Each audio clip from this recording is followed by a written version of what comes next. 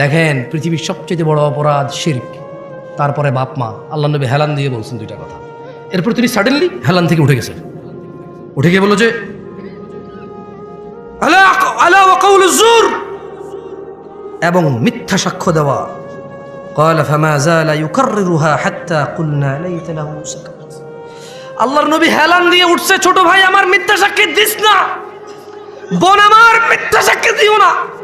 আল্লাহর নবী হেলান থেকে উঠে গিয়ে বলল মিথ্যা সাক্ষী দেওয়া, মিথ্যা সাক্ষী দেওয়া, মিথ্যা সাক্ষী দেওয়া, মিথ্যা সাক্ষী দেওয়া, মিথ্যা সাক্ষী দেওয়া।